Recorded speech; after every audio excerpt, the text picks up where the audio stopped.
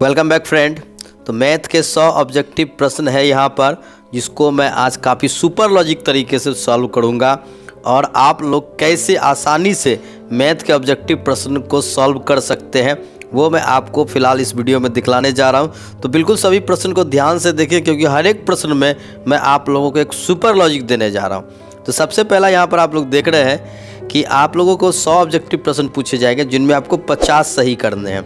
तो बिल्कुल ही आसान है, 50 सही करना कोई बड़ी बात नहीं है, बस ध्यान से आप सॉल्यूशन का तरीका को समझ लें। देखिए सबसे पहला क्वेश्चन, ये तो आसान क्वेश्चन है कि इनमें से आपके क्वेश्चन है कि कौन सी संख्या जो है वो अभाज्य संख्या। तो आप जानते हैं अभाज्य संख्या कौन सी होती है, जो किसी से नहीं कटती है। तो ऑप्शन सी 13। इसमें तो कोई खास प्रश्न नहीं है, लेकिन ऐसे प्रश्न एक जरूर रहते हैं। आइए अगला क्वेश्चन देखते हैं। यदि ए और बी अभाज्य संख्या है, यानी दो संख्याएं दोनों अभाज्य है, तो लॉसो क्या होगा। आप हमेशा याद रखिएगा, अगर दोनों संख्या अभाज्य है तो लॉसो उनका गुणनफल होता है, यानी कि ए बी। ठीक है, चलते हैं अगले प्रश्न पे। देखिए किसी समकोण त्रिभुज में यदि एक भुजा का वर्ग अन्य दो भुजाओं के वर्गों के योगफल के बराबर हो तो पहली भुजा के सामने का कोण समकोण होता है। यह कौन सा प्रमेय है। देखिए यहाँ पे थोड़ा ध्यान रखना है आपको। तो ये आपको इसमें कह रहा है कि कौन समकोण है, ठीक है। तो और पहले ही बोल दिया गया कि एक भुजा का वर्ग अन्य दो भुजाओं के वर्गों के योग के बराबर है। तो इसे हम लोग कहते हैं पाइथागोरस का विलोम। याद रखिएगा, आप गलती से पाइथागोरस भी लगा सकते हैं, ध्यान देना, ये पाइथागोरस का विलोम है। ठीक है, अगले प्रश्न पे चलते हैं। अब लोग बिंदु आपको दिया है 4, 6। देखिए 4, 6 है, तो यहाँ पर अगर जब दोनों हमारा प्लस होता है और एक बिंदु है -4, 6, दोनों माइनस है, तो दोनों अवस्थित है। देखिए जब दोनों प्लस होगा तो ये बिंदु यहाँ पर होगा, और जब दोनों माइनस होगा तो ये बिंदु यहाँ पर होगा। इसका मतलब है कि ये बिंदु जो है आपके, देखिए यहाँ पर ऑप्शन एम सिर्फ अक्ष पर लिखा हुआ है, तो अक्ष पर तो नहीं है, गलत हो गया। एक्स अक्ष पर भी नहीं है, एक्स अक्ष के एक ओर, तो एक्स अक्ष के एक ओर ये भी नहीं है। वाई अक्ष के दोनों ओर है, तो वाई अक्ष के दोनों ओर है, ये ऑप्शन डी बिल्कुल सही है, वाई अक्ष के दोनों ओर है। क्लियर है, समझ गए होंगे। अगले प्रश्न पे चलते हैं। देखिए संख्या यहाँ पर ये जो संख्या होती है, जैसे कि आपको 2.13 फिर 113, इस तरह से संख्याएं जब भी दी जाती है तो ये संख्याएं हालांकि अवास्तविक संख्याएं होती है। तो अवास्तविक संख्याओं का ही रूप ऐसा होता है जिसमें कि आपको इस तरह से दिए जाते हैं। तो इसीलिए ये जो है आपके अवास्तविक संख्या है, यानी कि इनमें से कोई नहीं, क्योंकि अपरिमेय संख्या का रूप अलग होता है, रूट वाली संख्याएं होती है। तो ये है अवास्तविक संख्या। तो नेक्स्ट क्वेश्चन है हमारा कि सह अभाज्य संख्याओं का मौसो। देखिए सह अभाज्य, जब भी एक संख्या अभाज्य हो जाती है तो उसका मौसो हमेशा 1 हो जाता है। ठीक है, तो सह अभाज्य संख्याओं का मौसो 1 हो जाएगा। अगला प्रश्न है हमारा। देखिए यहाँ पर आपको दिया गया है कि दो धनात्मक पूर्णांक ए और बी दिए रहने पर ऐसी अद्वितीय पूर्ण संख्याएं विद्यमान है कि ए बराबर बी क्यूब प्लस आर। देखिए ए बराबर जो बी क्यूब प्लस आर है, तो यह किसका कथन होता है। तो ये कथन जो होता है ये यूक्लिड विभाजन एल्गोरिथम का कथन होता है। ठीक है, इसको हम लोग क्या कहते हैं, यूक्लिड विभाजन एल्गोरिथम कहते हैं, ए बराबर बी क्यूब प्लस आर। चलिए अगले प्रश्न पर लोग चलते हैं। बिंदु 12 और बिंदु -12 है और -18 है, तो -12 और -18 का भुज। देखिए हमेशा याद रखना है कि जब भी कोई बिंदु होता है तो पहला x और दूसरा y होता है, जिसमें हम लोग x को भुज कहते हैं और y को क्या कहेंगे, कोटि कहेंगे। तो यहाँ पर हमारा जो भुज पूछा गया है तो वो -12 हो जाएगा। क्लियर है, अगले प्रश्न पे चलते हैं। y अक्ष का समीकरण। देखिए y अक्ष जब भी होगा तो y अक्ष पे हमेशा x बराबर क्या होगा, 0 होगा। y अक्ष के किसी भी बिंदु पर x का मान क्या होता है, 0 होता है। Option B is the right answer. y अक्ष का समीकरण x बराबर 0 होता है। किसी तल में एक बिंदु के स्थान निर्धारण के लिए कितने लांबिक रेखाओं की आवश्यकता होती है। देखिए अगर हमको एक बिंदु कहीं दर्शाना होगा तो आपको 2 लांबिक रेखाओं की आवश्यकता होती है, यानी कि उसे हम x और y कहते हैं। तो ये 2 होता है। Option B is the right answer. देखिए नेक्स्ट क्वेश्चन है कि एक आपसे कहा जाता है कि एक क्षैतिज और दूसरी ऊर्ध्वाधर रेखाओं देखिए ये क्षैतिज है और इसे हम लोग ऊर्ध्वाधर कहते हैं। तो क्षैतिज और ऊर्ध्वाधर जो होता है दोनों के प्रतिच्छेदन करने वाले बिंदु यानी इस पॉइंट को क्या कहेंगे? तो मूल बिंदु कहेंगे। इस पॉइंट को क्या कहेंगे हम लोग? मूल बिंदु कहेंगे। नेक्स्ट क्वेश्चन पे चलते हैं। सवाल है कि निर्देशांक अक्ष तल 4 भाग में विभाजित है। देखिए बिल्कुल 4 भाग है, 1 2 3 और ये 4।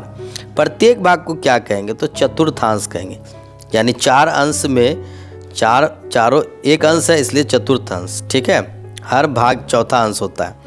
नेक्स्ट क्वेश्चन है कि अंकगणित की आधारभूत प्रमेय किस गणितज्ञ ने प्रतिपादित किया? देखिए आधारभूत प्रमेय यूक्लिड ने दिया है। किसने दिया है? यूक्लिड ने दिया है। ठीक है, चलिए अगले प्रश्न में लोग चलते हैं। एक परिमेय संख्या मान लीजिए x है, एक अपरिमेय संख्या यानी कि रूट x है का योग या अंतर। देखिए x प्लस रूट x कहें या x माइनस रूट x कहें, तो एक संख्या परिमेय है और एक संख्या अपरिमेय है। तो इसका जो योग और अंतर होगा वो हमेशा क्या हो जाएगा? वो हमेशा एक अपरिमेय ही होगा। ठीक है, अपरिमेय और परिमेय संख्याओं का योग और अंतर हमेशा क्या होता है? अपरिमेय होता है। अगले प्रश्न लोग चलते हैं। रैखिक बहुपद के शून्य। देखिए रैखिक बहुपद यानी ax प्लस b जिसमें कोई घात नहीं होता है, और जब कोई घात नहीं होता है तो x के शून्यकों की संख्या केवल 1 होगी, यानी कि option B is the right answer. ठीक है, नेक्स्ट क्वेश्चन पर लोग चलते हैं। आपको यहाँ पर देखिए इसमें आपको इक्वेशन है 2x² माइनस 3x माइनस 5 का शून्यक कौन होगा? यानी वह मान x का जिसको इसमें लगाने पर इसका मान 0 हो जाए। तो ये मान किससे पॉसिबल है? -1 से पॉसिबल है। देखिए अगर -1 का स्क्वायर कर देंगे तो यहाँ पर 1 हो जाएगा, -1 से गुना करेंगे तो ये +3 हो जाएगा, और इसको हम लोग -1 से गुना करेंगे, सॉरी यहाँ पर -x तो नहीं है, तो ये देखिए 2 × 2 और 3 5 - 5 यानी ये 0 हो गया। इसका मतलब इसका शून्य कौन है? b बराबर -1 है। b बराबर -1 इसका यानी कि -1 इसका शून्यक है। ठीक है, अगले प्रश्न में लोग चलते हैं। नेक्स्ट क्वेश्चन है हमारा कि बहुपद इतना के शून्यकों का योग यानी अल्फा प्लस बीटा, शून्यकों का योग क्या होता है? -b/a होता है। तो माइनस देखिए b का मान तो ऑलरेडी -11 है, तो यहाँ पर -11 हो जाएगा, और बाई a का मान यहाँ पर 6 है, यानी कि 11/6 option C is the right answer हो जाएगा, क्योंकि यहाँ माइनस माइनस प्लस हो जाएगा। नेक्स्ट क्वेश्चन लोग चलेंगे। निम्नलिखित व्यंजकों में से कौन एक चर में बहुपद है? तो यहाँ पर देखिए आप देखेंगे तो इसमें 3 चर है, इसमें भी 2 चर है, इसमें 3 चर है। तो कुल मिला के अगर देखा जाए तो सिर्फ वनली ऑप्शन ए में ही एक ही चर में बहुपद है। Option A is the right answer हो जाएगा। ठीक है, नेक्स्ट क्वेश्चन लोग चलते हैं। निर्देशांक अक्ष के क्षैतिज रेखा, देखिए क्षैतिज मतलब जो क्षितिज जमीन के हिसाब से जो होता है पड़ी हुई रेखा को क्षैतिज रेखा कहते हैं। क्षैतिज यानी कि ये एक्स अक्ष होता है, क्षैतिज रेखा को क्या कहेंगे? एक्स। और जो उदर्ग रेखा होता है इसे हम लोग कहेंगे वाई अक्ष कहेंगे। क्लियर है? आगे हम लोग चलते हैं। अब देखिए यहाँ पर त्रिकोणमितिक क्वेश्चन है। 3θ = 90 है, तो इसका मतलब थीटा बराबर 30 डिग्री हो गया। तो cos θ यानी cos θ का मतलब cos 30 डिग्री का मान क्या हो जाएगा? तो √3/2 हो जाएगा। Option A is the right answer, cos 30 √3/2। Next question है देखिए 1 - sin² θ, तो 1 - sin² θ cos² θ हो जाता है, इंटू सेक। तो देखिए cos का अपोजिट सेक, इसलिए cos × sec = 1। Option C is the right answer. Next question पे चलते हैं। cot θ, देखिए cot θ किसके बराबर है? सॉरी आप स्क्वायर हो जाएगा। cot² θ किसके बराबर है? तो cosec² θ -1। ये आप लोग सूत्र पढ़े होंगे कि cosec² θ -1 जो होता है वो किसके बराबर होता है? cot² θ के बराबर होता है। इसमें से 3 सूत्र बनते हैं। अगले क्वेश्चन पे चलते हैं। कौन बहुपद नहीं है? देखिए इसमें से बहुपद कौन नहीं है? तो यहाँ पर देखिए एक चर में, चूँकि देखा जाती है एक चर में बहुपद नहीं है, बाकी सभी में x, x, y एक चर है, इसका मतलब ये एक चर में बहुपद नहीं है। नेक्स्ट प्रश्न में चलते हैं। बहुपद यहाँ पर है आपका पाई, सॉरी यहाँ पर पाई है, तो पाई/2 एक्स स्क्वायर में अगर आपसे एक्स स्क्वायर का गुणांक पूछा जाए तो एक्स स्क्वायर का गुणांक यानी एक्स के साथ एक्स स्क्वायर के साथ जो मल्टीप्लाई होता है उसे हम लोग गुणांक करते हैं। तो मीन्स यहाँ पर ऑप्शन ए π/2 इसका गुणांक हो जाएगा। नेक्स्ट क्वेश्चन में चलते हैं कि बहुपद इतना का घात क्या होगा। देखिए घात जब भी पूछे तो सब का घात पे नज़र दौड़ाना है, 3 2, इसमें से जो बड़ी होती है वही बहुपद का घात कहलाता है। इसका मतलब यहाँ पे सबसे बड़ी 3 घात है तो बहुपद का घात 3 हो जाएगा। ऑप्शन अब यहाँ पर 26 नंबर प्रश्न में चलते हैं हम लोग। अब समीकरण 2 समीकरण दिया हुआ है तो इसका आलेख कैसा होगा। तो सबसे पहले देखिए x के साथ यहाँ पर 6 है, यहाँ x के साथ 3 है यानी a1/a2 कर लेंगे। यहाँ y के साथ -2 है, यहाँ y के साथ -1 है। और फिर अंत में देखेंगे c की यहाँ पर 9 है, यहाँ c 12 है। तो यहाँ आप देखेंगे 3 दूनी 6 माइनस माइनस कट गया तो पहला वाला दोनों बराबर हो गया यानी a1/a2 is equal to b1/b2, लेकिन नॉट इक्वल टू, क्योंकि इसको कटा भी देंगे तो 3/4 हो जाएगा, तो नॉट इक्वल टू c1/c2। जब ऐसा होता है जिसे हम लोग क्या कहते हैं, इस कंडीशन को हम लोग कहेंगे कोई हल नहीं। और कोई हल नहीं होने का मतलब है, कोई हल नहीं होने का मतलब क्या होता है, समांतर रेखा। जब समांतर रेखा होता है तो इसका मतलब होता है कोई हल नहीं है। इसका मतलब क्या होता है, कोई हल नहीं है। नेक्स्ट प्रश्न लोग चलते हैं, यदि रैखिक समीकरणों का युग्म संगत है तो उनके द्वारा निरूपित रेखाएं होती है। देखिए संगत का मतलब होता है या तो दोनों संपाती हो जाए, या तो दोनों क्या हो जाए, संपाती हो जाए, या फिर दोनों प्रतिच्छेदी हो जाए। ये दोनों कंडीशन को हम लोग संगत कहते हैं। लेकिन असंगत का मतलब होता है समांतर। तो देखिए ये संगत हो जाता है तो संगत कहने का मतलब होता है प्रतिच्छेदी या संपाती, दोनों क्या होता है, संगत जो होता है ये रेखाएं होती है। ठीक है, तो option D is the right answer हो जाएगा। नेक्स्ट क्वेश्चन हम लोग चलते हैं, 1 + tan स्क्वायर थीटा। तो 1 + tan स्क्वायर थीटा का सूत्र आप लोग जानते हैं इक्वल टू क्या होता है, sec square theta. Option A is the right answer. Next question हमारा sin 72। देखिए sin 72 है, इसको जब लोग cos में करेंगे तो 18 डिग्री आ जाएगा यानी cos 18 डिग्री। ठीक है, क्या आ जाएगा, cos 18 डिग्री। नेक्स्ट यहाँ पे प्रश्न आता है कि 1 + tan स्क्वायर थीटा। देखिए 1 + tan स्क्वायर थीटा जो है ये आपका हो गया सेक स्क्वायर थीटा इंटू यहाँ पर cos theta into sine theta into cos theta into sine theta है। तो यहाँ पर देखिए अगर हम लोग देखें सेक को अगर हम लोग कर देते हैं 1/cos स्क्वायर थीटा इंटू यहाँ पर है cos थीटा इंटू है यहाँ पर साइन थीटा।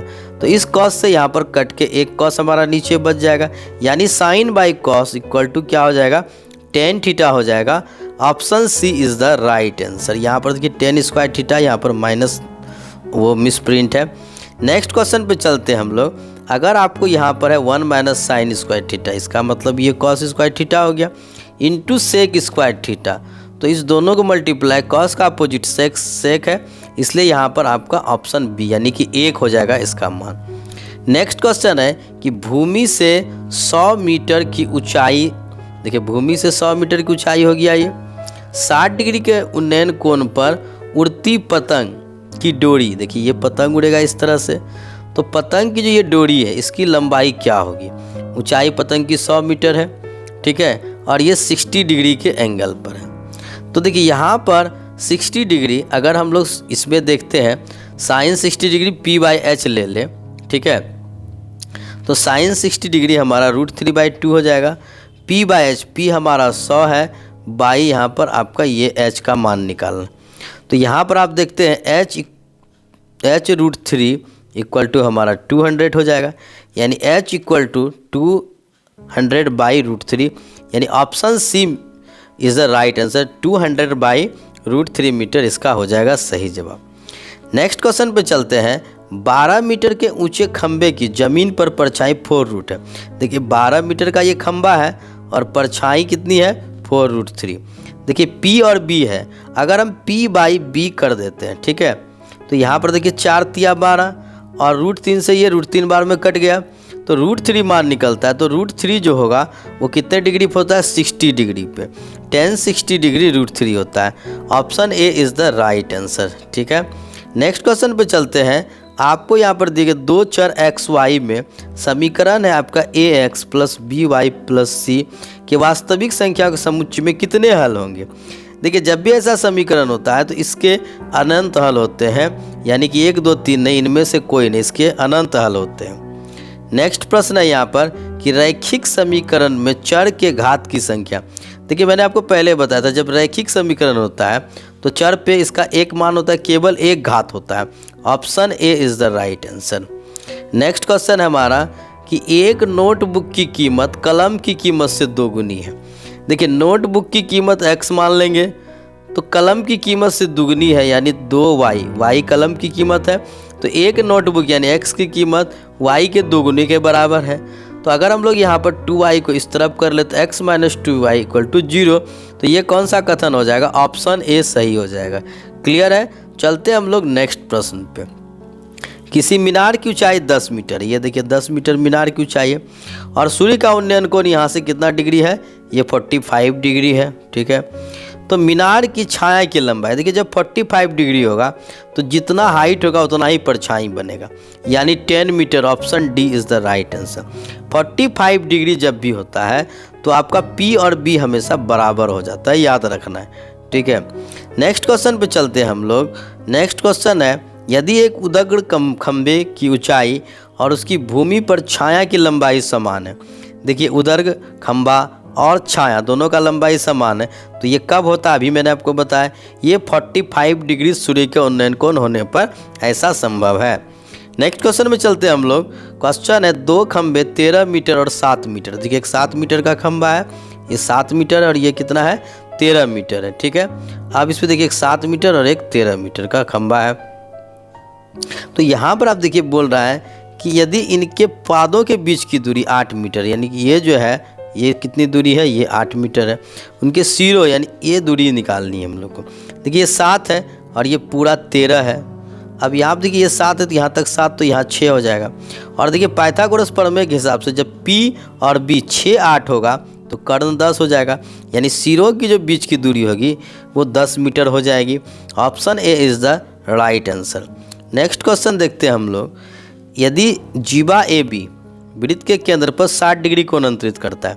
ये देखिए जीवा ए बी है, ये केंद्र पर कितना अंतरित करता है, केंद्र पर ये 60 डिग्री करता है। ठीक है, केंद्र पर कितना करता है, ये 60 डिग्री अंतरित करता है। तो ए और बी बिंदुओं पर खींचे गए स्पर्श रेखा, देखिए यहाँ से स्पर्श रेखा ऐसे, यहाँ पर ऐसे स्पर्श रेखा खींचेंगे इस तरह से। तो अगर ये देखिए ये 60 है तो ये 120, यानी 120 और 60 180 डिग्री। हमेशा याद रखना है कि जो केंद्र पर जीवा द्वारा कोण बनेगा और स्पर्श रेखा द्वारा जो कोण बनेगा दोनों का योगफल 180 डिग्री होता है। तो ये 120 degree, option D is the right answer हो जाएगा। क्लियर है, नेक्स्ट क्वेश्चन पर चले। किसी वृत्त के केंद्र से किसी जीवा पर डाला गया लंब जीवा को क्या करता है। देखिए जीवा है, ये केंद्र है, केंद्र से लंब डालेंगे तो जीवा को क्या करेगा, बराबर 2 हिस्सा में बांट देगा, यानी ये समद्वि भाजित करता है। Option C is the right answer. Next question चलते हैं। समीकरण है आपका x - y/5 - 10 = 0 में b का मान। तो b का मान किसको कहते हैं हम लोग, जो y के साथ होता है। तो y के साथ यहाँ पर कितना है, -1/5 है, यानी कि option D is the right answer, -1/5। Next प्रश्न पे चलेंगे। समीकरण x = 3y में c का मान, जो देखिए x और y वाला है लेकिन बिना x y वाला नहीं है, इसका मतलब c का मान 0 हो जाएगा। Option A is the right. जब x y वाला है इसका मतलब केवल a और b है, c नहीं है, इसका मतलब c 0 हो जाएगा। नेक्स्ट प्रश्न में चलते हैं। द्विघात समीकरण के मूलों की प्रकृति, यानी मूलों की प्रकृति हम कैसे ज्ञात करेंगे, पहले निकालना होगा b² - 4ac, यानी 4 का स्क्वायर -4 × 4 × c का मान 1 है, तो 16 - 16 = 0। अब देखिए जब d का मान 0 हो, d बराबर 0 हो तो मूल कैसा होता है, वास्तविक और बराबर होता है। ये आप लोग पढ़े होंगे, d बराबर 0 रहने पर मूल क्या होता है, वास्तविक और बराबर। 3 कंडीशन होता है, जब d बराबर 0 हो, जब d > 0 हो और जब डी स्मॉलर देन 0 है तो इसमें वास्तविक बराबर, और जब डी ग्रेटर यानी 0 से बड़ा हो यानी प्लस में हो तो ये वास्तविक और असमान होता है, और जब माइनस होता है तो मूल अवास्तविक हो जाता है यानी वास्तविक मूल नहीं होता है। क्लियर है। नेक्स्ट प्रश्न पे हम लोग चलते हैं। समीकरण इतना के मूलों का योग और मूलों के गुणनफल का अनुपात। तो देखिए पहले यहाँ पर मूलों का योग है यानी कि -b/a और गुणनफल यानी c/a का अनुपात कर रहे तो a कट जाएगा यानी -b/c। तो मूलों के योग और गुणनफल का अनुपात क्या होता है? -b/c। तो b का मान है -12 यानी कि -12 और c का मान है 7 तो 12:7। ठीक है, ये आपका हो जाएगा सही जवाब। मूलों का योग और मूलों के गुणनफल का अनुपात 12:7। तो याद कि चूंकि ऑप्शन ऐसा नहीं है, यहाँ पर होना चाहिए था 12:7। चलिए नेक्स्ट क्वेश्चन पे चलते हैं हम लोग। समीकरण इतना बराबर 0 का एक मूल 1/3 है तो दूसरा मूल क्या होगा? देखिए सबसे पहले हम लोग क्या करते हैं, यहाँ मूलों का गुणनफल c/a है तो c यहाँ 3 है और a भी यहाँ पर 3 है। तो एक मूल अल्फा है और एक मूल को 1/3 मान लेते हैं तो यहाँ 3/3 1 हो गया। क्रॉस मल्टीप्लिकेशन करेंगे तो अल्फा = 3 यानी एक मूल 1/3 है तो दूसरा मूल 3 हो जाएगा। ठीक है, चलिए हम लोग नेक्स्ट पे। 3 असंरेखीय बिंदुओं से होकर कितने वृत्त खींच सकते हैं? देखिए और 3 असंरेख बिंदु है तो इससे होकर एक वृत्त बन जाता है। ठीक है, केवल एक वृत्त बनेगा। 3 असंरेखीय बिंदु से होकर एक वृत्त बनता है, लेकिन 3 बिंदु अगर संरेख हो जाए तो एक भी वृत्त नहीं बनेगा। ठीक है, चलिए नेक्स्ट प्रश्न है कि त्रिभुज के शीर्षों से गुजरते हुए कितने वृत्त खींचे जा सकते हैं? देखिए त्रिभुज के सब शीर्ष से अगर गुजरेगा तो एक ही वृत्त हम खींच सकते हैं। वो कितना हो जाएगा? केवल एक वृत्त। वही वाली बात है, असंरेख बिंदु वाली बात है। नेक्स्ट प्रश्न में आते हैं हम लोग। 10 सेमी त्रिज्या वाली वृत्त की एक जीवा केंद्र पर समकोण बनाती है। देखिए 10 सेमी त्रिज्या है, जीवा है, जीवा केंद्र पर क्या बनाती है? समकोण, यानी ये 90 डिग्री बनाती है और ये जो है त्रिज्या 10 सेमी है तो समकोण बनाती है। तो जीवा की लंबाई क्या होगी? देखिए यहाँ पर अगर ये 10 है तो ये भी यहाँ पर क्या हो जाएगा? 10 हो जाएगा। और याद रखना है जब P और B 10 हो तो कर्ण 10√2 हो जाएगा, यानी option C is the right answer. जीवा की लंबाई क्या हो जाएगी? 10√2 हो जाएगी। क्लियर है। नेक्स्ट प्रश्न पे हम लोग चलें। 50 नंबर प्रश्न है। द्विघात समीकरण ax² + bx + c = 0 में x का मान क्या होगा? देखिए x का मतलब मूल होता है तो मूल निकालने का सूत्र होता है -b ± √d यानी कि b² - 4ac और बट्टे 2a। तो ये कहाँ है? -b ± √b² - 4ac/2। Option C is the right answer. ठीक है, तो आज के यहाँ सेशन में 50 क्वेश्चन हमने सॉल्व किए हैं। उम्मीद है कि ये सॉल्यूशन आपको काफ़ी पसंद आया होगा और अगले इसके बाकी 50 क्वेश्चन देखने के लिए हमारा नेक्स्ट वीडियो देखना ना भूलें। तब तक के लिए गुड बाय।